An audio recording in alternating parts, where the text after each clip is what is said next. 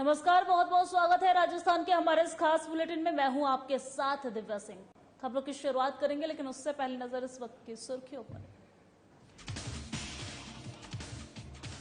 जयपुर में राज्यपाल कलराज मिश्र ने की सहायता पहल की शुरुआत। पूर्व सैनिकों की सहायतार्थ धन सहयोग के लिए किया गया QR कोड स्कैन। जयपुर में ACR भरने का विवाद जारी और एक दूसरे पर निशाना साधते रहे राजनीतिक दिग्गज। ACR को लेकर मंत्री राजेंद्र गुड्डा ने दिया बयान। अजमेर में DGP उमेश मिश्रा ने की प्रेस कॉन्फ्रेंस। अपराधों समेत कई विषयों पर की चर्चा। DGP पुष्कर मेले की व्यवस्था को लेकर भी लिया जायजा। और राजस्थान राज्य भारत स्काउट गाइड के ऑर्गेनाइजर के पद पर निकली भर्ती। 2 दिवसीय शिविर का आयोजन। विद्यार्थियों ने किया दोबारा रिजल्ट जारी करने की मांग। हनुमानगढ़ में नई जिला कलेक्टर ने संभाला पदभार। रुक्मणी रियार बनी नई जिला कलेक्टर। 21वीं जिला कलेक्टर के रूप में किया पदभार ग्रहण।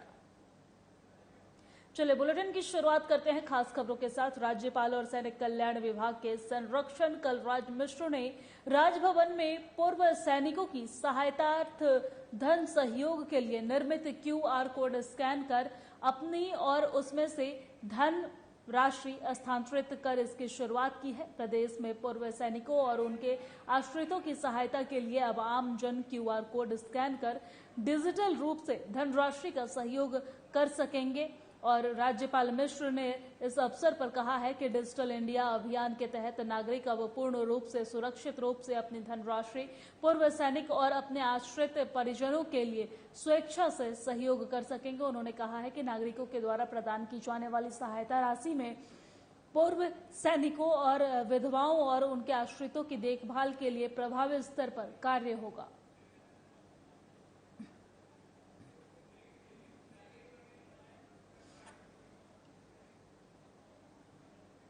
और ACR भरने का विवाद थमने का नाम नहीं ले रहा है। ACR भरने को लेकर बीते दिनों मंत्री प्रताप सिंह खाचरियावास और मंत्री महेश जोशी आमने सामने भी हुए थे और अब ACR भरने को लेकर मंत्री राजेंद्र गुड्डा ने भी बयान दिया है। राजेंद्र गुड्डा ने कहा है कि प्रताप सिंह खाचरियावास के ACR विभाग के मंत्री को भरने की बात में 100% सहमत हूं। वहीं उन्होंने कहा है कि अधिकारी मंत्रियों को तवज्जो नहीं देते हैं और मंत्री महेश जोशी की पता नहीं क्या मजबूरी रही होगी जो उनको बीच में आकर कहना पड़ा कि मेरे विभाग में चलती है। राहुल गांधी भी बार बार कह रहे हैं कि बीजेपी में केवल 2 लोगों की चलती है।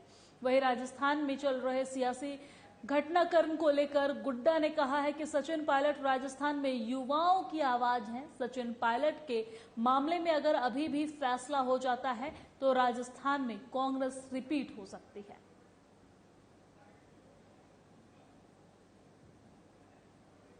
मैं जहां तक मेरी जानकारी है उसके हिसाब से प्रताप सिंह खाचरियावास साहब ने जो बात कही है उससे मैं 100% सहमत हूं। और अधिकारी मंत्रियों को तवज्जो नहीं देते, ये बात भी सही है। और इस मामले में प्रताप सिंह जी की बात है वो पहले ऐसे होता भी रहा है। पता नहीं क्या मजबूरी हो रही होगी, किस तरह की उनकी राजनीति होगी महेश जी को, जो उनकी बात को बीच में उनको ये कहना पड़ा कि मेरे विभाग में चलती है। अब महेश जी भाई साहब जिस तरह की राजनीति करते हैं और जो उनकी प्रोफाइल है उस तरीके से बाकी लोगों की नहीं होगी, या बाकी लोग उस तरीके से वो चीजें नहीं कर पा रहे होंगे। और खबरों में आगे बढ़ने से पहले रुक कर लेते हैं इस वक्त की बड़ी खबर का। इस वक्त की बड़ी खबर जयपुर से सामने आ रही है, जहां पूर्व मेयर सौम्या गुर्जर की बर्खास्तगी से जुड़ा मामला सामने आ रहा है। आज हाईकोर्ट में नहीं हो पाई मामले पर सुनवाई। समय अभाव के चलते आज नहीं हो पाई है इस मामले पर सुनवाई और अब 9 नवंबर को मामले पर सुनवाई होनी है। जयपुर से इस वक्त की बड़ी खबर, पूर्व मेयर सौम्या गुर्जर की बर्खास्तगी से जुड़ा मामला सामने आ रहा है। आज हाईकोर्ट में इस मामले पर सुनवाई नहीं हो पाई है। समय अभाव के चलते आज नहीं हो पाई है मामले पर सुनवाई। अब 9 नवंबर को मामले पर होगी सुनवाई। बड़ी खबर जयपुर से आपकी टीवी स्क्रीन पे है। पूर्व मेयर सौम्या गुर्जर की बर्खास्तगी से जुड़ा मामला आज हाईकोर्ट में नहीं हो पाई है मामले पर सुनवाई। समय अभाव के चलते आज नहीं हो पाई है मामले पर सुनवाई। अब 9 नवंबर को मामले पर सुनवाई होगी।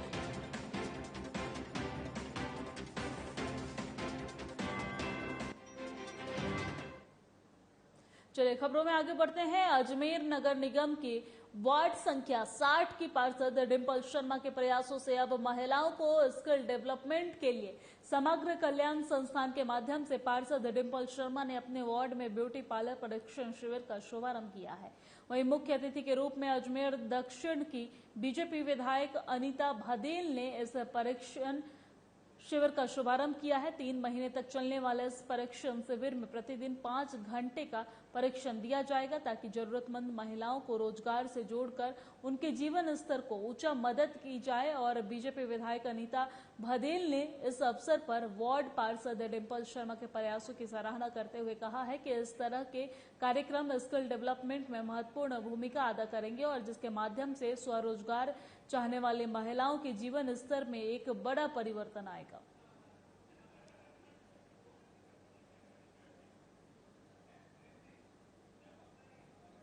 कुंदन नगर में हमारी पार्षद डिंपल शर्मा जी के नेतृत्व में समग्र कल्याण संस्थान द्वारा एक निःशुल्क ब्यूटी पार्लर प्रशिक्षण शिविर का आयोजन किया जा रहा है। यह प्रशिक्षण शिविर लगातार 3 महीनों तक इसकी अवधि रहेगी और पर डे 5 घंटे का प्रशिक्षण रहेगा, जिसमें 1.5 घंटे थ्योरेटिकल क्लासेस लगेंगी और 3.5 घंटे प्रैक्टिकल के रूप में क्लासेस का आयोजन किया जाएगा। समग्र कल्याण संस्था ने उन सब बेटियों का चयन किया है जो इसको सीख करके इसको प्रोफेशन के रूप में अपनाना चाहती हैं और प्रोफेशन के रूप में अपना करके अपनी रोजी रोटी का साधन बनाना चाहती हैं। हर किसी युवा पीढ़ी के हाथ में यदि हुनर होगा तो उसे रोजगार के लिए इधर उधर भटक। और रुक कर लेते हैं इस वक्त की एक और बड़ी खबर का। इस वक्त की एक और बड़ी खबर जयपुर से सामने आ रही है, जहां ग्रेटर निगम पहुंची शील धवाई। बीजेपी की बाड़े बंदी में नहीं पहुंची धवाई। चुनाव होने तक कार्यवाहक मेयर है शील धवाई। मेयर प्रत्याशी नहीं बनने से नाराज हैं शील धवाई और बाड़े बंदी में न जाकर निगम मेयर ऑफिस पहुंची शील धवाई। 10 नवंबर को मेयर के लिए होगा मतदान। नया मेयर बनने तक धवाई आती रहेंगी निगम ऑफिस। बड़ी खबर जयपुर से आपकी टीवी स्क्रीन पे है। ग्रेटर निगम पहुंची शील धवाई। बीजेपी की बाड़ेबंदी में नहीं पहुंची शील धवाई, वही चुनाव होने तक कार्यवाहक मेयर हैं शील धवाई। मेयर प्रत्याशी नहीं बनने से नाराज नजर आ रही हैं शील धवाई। बाड़ेबंदी में न जाकर निगम मेयर ऑफिस पहुंची है शील धवाई। 10 नवंबर को मेयर के लिए होगा मतदान। नया मेयर बनने तक धवाई आती रहेंगी निगम ऑफिस। बड़ी खबर आपके टीवी स्क्रीन पर जयपुर से है।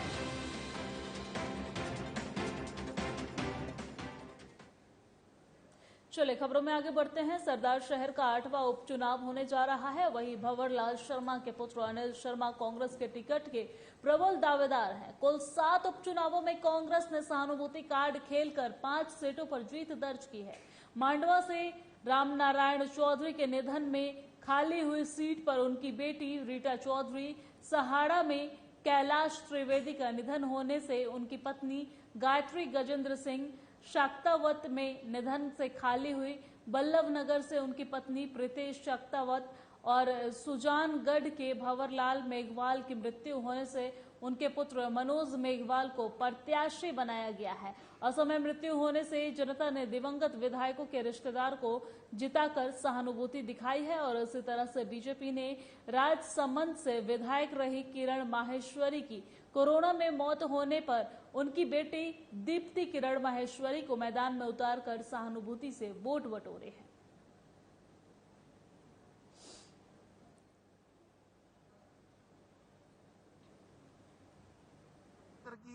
और संविधान की और राजस्थान की नियम और परंपराओं की धज्जियां उड़ा रहे हैं और खुद ही भाषण ठोक रहे हैं। तो इनको समझ में नहीं आ रहा, क्योंकि 4 साल तक ये कोई भी जनता का मुद्दा उठा नहीं पाए और आज अगर लंपी की वो बात करते तो समझ में आती। और मैं तो सरकार से ये कहना चाहूंगा पार्टी के प्रदेश अध्यक्ष के नाते कि सबसे पहले राजस्थान की विधानसभा में कल लंपी के ऊपर चर्चा हो। ये बेनकाब होंगे, केंद्र की सरकार बेनकाब होगी। उन्होंने क्या किया ये राष्ट्रीय आपदा घोषित क्यों नहीं कर रहे हैं इसको? इसके ऊपर जब सरकार ने चिट्ठियां लिख दी तो उसके बाद में ये क्यों नहीं कह रहे हैं? क्यों नहीं राष्ट्रीय आपदा घोषित करके और किसान को मुआवजा देने की बात क्यों नहीं कर रहे? जब फसल खराब हो जाती है, अतिवृष्टि हो जाती है, बाढ़ हो जाती है, ओलावृष्टि हो जाती है, तो किसान को मुआवजा मिलता है। तो आज किसान को उसका जो पशुधन है जिससे उसकी आजीविका चल रही थी, उसके लिए इन्होंने क्या प्रयास किए ये बताएं। इनका कल सामने आ जाएगा, दूध का दूध पानी का पानी हो जाएगी। पार्टी की हमारी आंतरिक व्यवस्था है और पार्टी के विधायक दल का अनुशासन ये दिखता है। कांग्रेस पार्टी का अनुशासन सबके सामने है। यदि 8-10 मुख्यमंत्री के दावेदार हैं तो उनको तकलीफ नहीं होनी चाहिए, क्योंकि उनके तो 2 और 2 में भी लट्ठम लट्ठी है। इसलिए मुझे लगता नहीं कि उनको कोई कहने का अधिकार है। भले ही कांग्रेस 7 में से 5 उपचुनाव जीतकर गुड गवर्नेंस के लाख दावे करे, लेकिन उपचुनाव में सहानुभूति एक बड़ा फैक्टर साबित हुआ है। 15वें विधानसभा चुनाव में अब तक 7 सीटों पर उपचुनाव हो चुके हैं, जिसमें से कांग्रेस के पास सर्वाधिक 5 सीटें जीती हुई हैं, जबकि एक भाजपा और एक आरएलपी के खाते में गई है। धैर्यावत सीट को छोड़कर सभी सीटों पर सिटिंग एमएलए के रिश्तेदारों ने ही जीत दर्ज कराई है। साधना प्लस के लिए जयपुर से प्रवीण भार्गव। और अजमेर डीजीपी उमेश मिश्रा ने पुलिस लाइन अजमेर में प्रेस कॉन्फ्रेंस की और अपराध किस तरह से कम हो और अनुसंधान किस नए तरीके से किया जाए, इस पर चर्चा की है। उनका दरगाह और पुष्कर मेले की व्यवस्था को लेकर भी जायजा लेने का भी प्रोग्राम बना है और डीजीपी के साथ पुलिस अधीक्षक और पुलिस महानिदेशक भी मौजूद रहेंगे इस प्रोग्राम में साथ में। अजमेर जिले का एक विशेष महत्व है। यहाँ तीर्थराज पुष्कर है, तो ये ख्वाजा की नगरी भी है अजमेर, और इसलिए मैंने फील्ड विजिट सबसे पहले मैंने अजमेर का किया और यहाँ से मैं पुष्कर जाऊँगा और वहाँ मेले का भी अवलोकन करूँगा और ब्रह्मा टेम्पल भी देखूँगा। तो यहाँ जो हमारी परिचयात्मक मीटिंग थी और कुछ सामान्य मुद्दों पे चर्चा हुई, उसमें हमने अपराध किस तरह रोका जाए, कम किया जाए और अनुसंधान की क्षमता में किस तरह उन्नयन किया जाए, अभिवृद्धि की जाए, उस पर हमने चर्चा की। और खबरों में आगे बढ़ने से पहले रुक कर रहे थे इस वक्त की एक और बड़ी खबर का। इस वक्त की एक और बड़ी खबर जयपुर से सामने आ रही है, जहां विधायक रामलाल शर्मा की जयपुर ग्रेटर में चुनाव पर प्रतिक्रिया सामने आई है। रामलाल शर्मा ने कहा है कि कांग्रेस के कुनबे पर कलह मचा हुआ है और कलह के बावजूद भी जयपुर शहर में मंत्री इस तरह के बयान दे रहे हैं। जयपुर के हेरिटेज में तो आपका ही मेहर है और 2 साल बीत जाने के बाद भी आपकी कमेटियां नहीं बनी है। सफाई और लाइट के लिए आए दिन पार्षद प्रदर्शन करते रहते हैं। पट्टे वितरण के लिए भी आपके विधायक संगीन आरोप लगा चुके हैं। जयपुर से इस वक्त की खबर आपको बता रहे हैं। इस वक्त की जयपुर से खास खबर आपके टीवी स्क्रीन पे है, जहां विधायक रामलाल शर्मा का बयान सामने आया है। चुनाव पर प्रतिक्रिया सामने आई है और उन्होंने कहा है कि कांग्रेस के कुनबे पर कलह मचा हुआ है और कलह के बावजूद भी जयपुर शहर के मंत्री इस तरह के बयान दे रहे हैं। जयपुर के हेरिटेज में तो आपका ही मेहर है, 2 साल बीत जाने के बाद भी आपकी कमेटियां नहीं बनी हैं। सफाई और लाइट के लिए आए दिन पार्षद प्रदर्शन करते रहते हैं। पट्टे वितरण के लिए भी आपके विधायक संगीन आरोप लगा चुके हैं।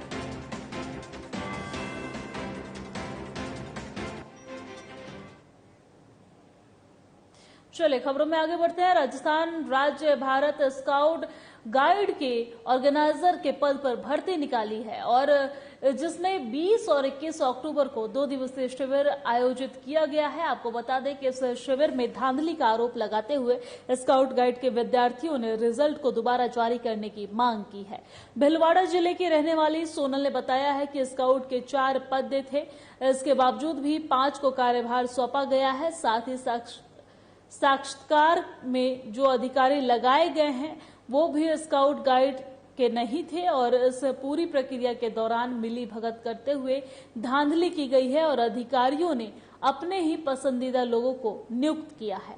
और ऐसे में इस पूरी प्रक्रिया को उन्हें आयोजित करवाकर एलिजिबल स्काउट गाइड विद्यार्थियों को मौका दिया जाए, इसकी मांग को लेकर मुख्यमंत्री के नाम ज्ञापन सौंपा गया है। अजमेर की खबर आपको बता रहे हैं, जहां 2 दिवसीय शिविर का आयोजन किया गया है और इसमें स्काउट गाइड में धांधली का आरोप लगाया गया है। स्काउट गाइड की जो महिलाएं हैं उनका कहना है कि इसमें अपने ही पसंदीदा लोगों को नियुक्त किया गया है। स्काउट गाइड में धांधली का आरोप लगाया गया है।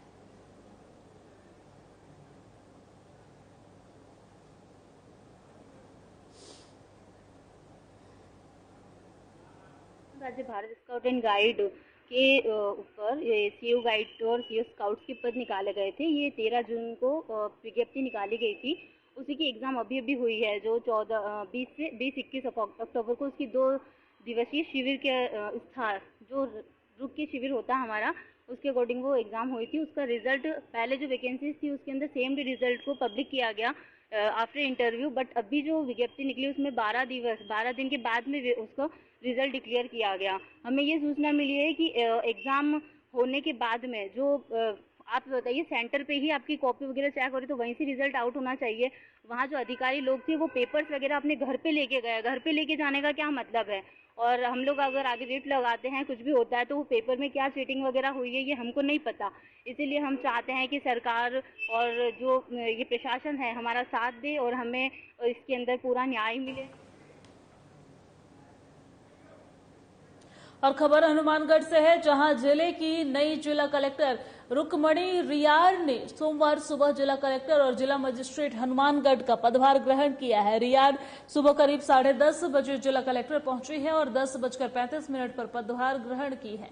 और इस अवसर पर सीईओ जिला परिषद अशोक असीजा, एसडीएम प्रतिभा देवठनिया और सूचना एवं जनसंपर्क अधिकारी सुरेश बिश्नोई ने जिला कलेक्टर को बुके भेंट करके उनका स्वागत किया है। वही गौरतलब है कि रुक्मणी रियार जिले की 21वीं जिला कलेक्टर हैं और महिला जिला कलेक्टर के रूप में जिले की दूसरी जिला कलेक्टर हैं। इससे पहले साल 2009 में मुग्धा सिन्हा जिले में पहली महिला जिला कलेक्टर रही थी और 2012 बैच की आईएएस अधिकारी रुक्मणी रियार इससे पहले बूंदी और श्रीनगर जिले की जिला कलेक्टर रह चुकी हैं।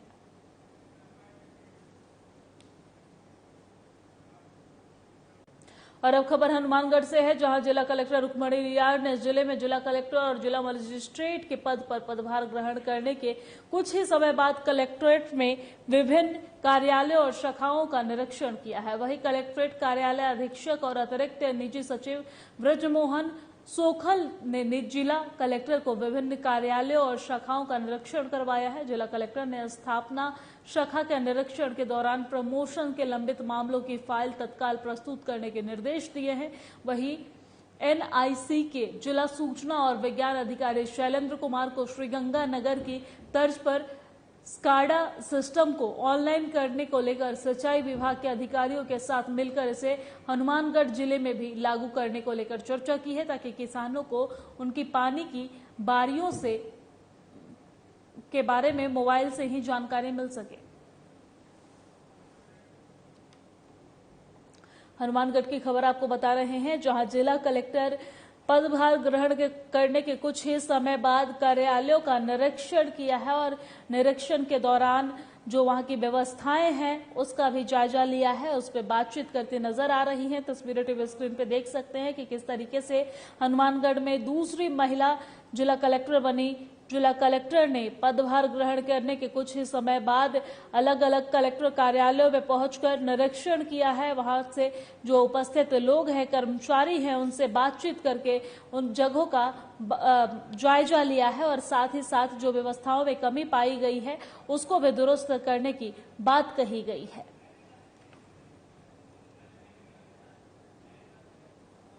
सरकार की जो कल्याणकारी योजनाएं हैं उसका फ़ायदा जो है हम हर व्यक्ति को ज़िले में पहुंचा सकें।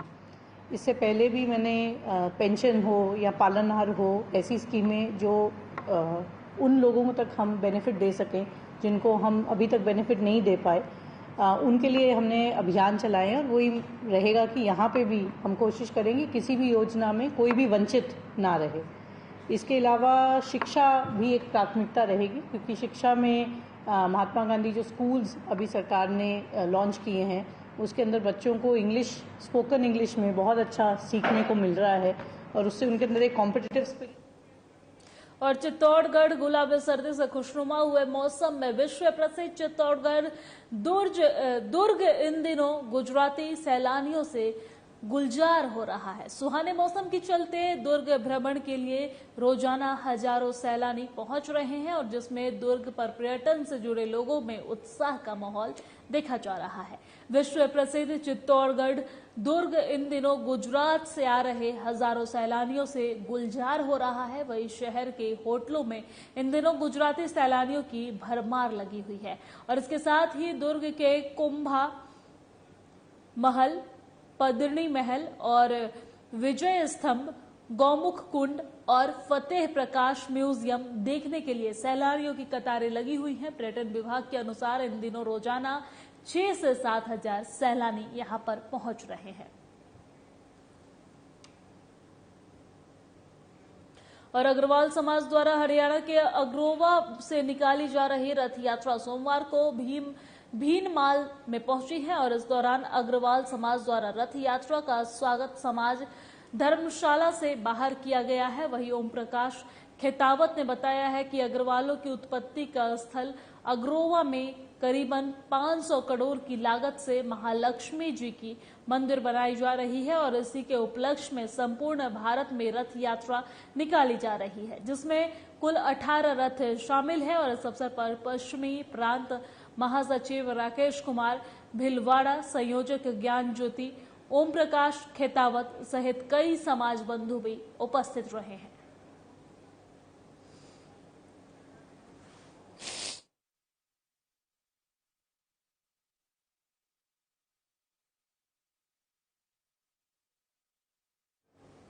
और जयपुर के चाकसू नगर पालिका चेयरमैन कमलेश बैरवा ने अपने भाई की शादी में बिना दहेज लिए सगुन का 1 रुपया और नारियल लेकर मिसाल पेश की। हर समाज में दहेज प्रथा को मिटाने का अच्छा संदेश भी दिया है। आपको बता दें कि जिला के चाकसू नगर पालिका चेयरमैन कमलेश बैरवा ने अपने भाई विमलेश की शादी में बिना दहेज कर मिसाल पेश की है। वधु पक्ष से सगुन के रूप में केवल 1 रुपया और 1 नारियल लेकर शादी कर समाज में संदेश दिया है।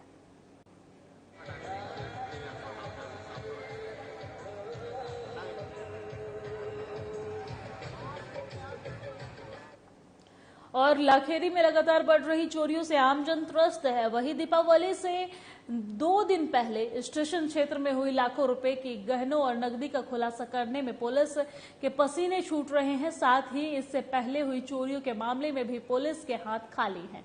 वहीं थानाधिकारी महेश करवाल ने बताया है कि पुलिस चोरियों का खुलासा करने का पूरा प्रयास कर रही है। वहीं रेलवे स्टेशन, टोला प्लाजा और लगे सीसीटीवी कैमरे की फुटेज को देखा जा रहा है। साथ ही हमारी एक टीम भी एमपी भी गई थी और वहां पे संदिग्धों से पूछताछ की जा रही है। साथ ही रात्रि गश्त में भी हम प्रॉपर काम कर रहे हैं। उम्मीद है कि चोर जल्द ही पकड़े जाएंगे। लाखेरी कस्बे में जो गत दिनों में रात्रि के समय जो चोरियां हुई थी, उन चोरियों को खोलने का हम प्रयास कर रहे हैं। जो लाखेरी से जो सड़क मार्ग है, जो रेलवे मार्ग है, उस पूरे सड़क मार्ग में जितने भी कैमरे लगे हुए हैं, जितने भी टोल प्लाजा हैं, उनके सबके रिकॉर्ड प्राप्त किया है, उसका एनालिसिस कर रहे हैं। इसके अलावा रेलवे जो लाइन जा रही है, तो रेलवे स्टेशन पर जहां पे कैमरे लगे हुए हैं, वहां का हमने घटना के दिन का और उससे 1-2 दिन पहले का पूरा सीसीटीवी फुटेज का रिकॉर्ड लिया है। उस रिकॉर्ड के आधार पर हम उनको चिन्हित करने की कोशिश कर रहे हैं। इसके अलावा जो घटना स्थल है, वहां के आसपास का हमने बीटीएस लिया है, बीटीएस का एनालिसिस किया है। एक टीम कुछ संदिग्धों की चिन्हित करके एमपी में गई भी है, जो वहां पर उनको वेरीफाई कर रही है और लगातार पुलिस गश्त करके और चोरों। और देवउठनी 11 को शादी समारोह में जाने का नाम लेकर निकले युवक की मौत के मामले में बवाल मच गया है। कल अहले सुबह युवक की संदिग्ध अवस्था में मौत हुई थी, जिसके बाद कल परिजनों ने मोर्चरी के सामने धरने पर बैठकर आरोपियों को पकड़ने की मांग कर रहे थे, जिसके बाद पुलिस ने 2 आरोपियों को हिरासत में लिया है और परिजनों से समझाइश कर धरने को खत्म कर शव परिजनों को सौंपकर शव का अंतिम संस्कार करवाया है। आपको बता दें कि जानकारी के अनुसार युवक की हत्या के आरोप में पुलिस के द्वारा हिरासत में लिए आरोपियों को पूछताछ कर छोड़ दिया गया है, जिसके बाद आरोपियों को छोड़ने के बाद आज फिर से परिजन और वार्डवासी थाने पहुंचकर धरने पर बैठे हुए हैं और पुलिस को खरी खोटी सुनाई गई है। परिजनों का कहना है कि पुलिस की मिलीभगत से आरोपियों को छोड़ दिया गया है।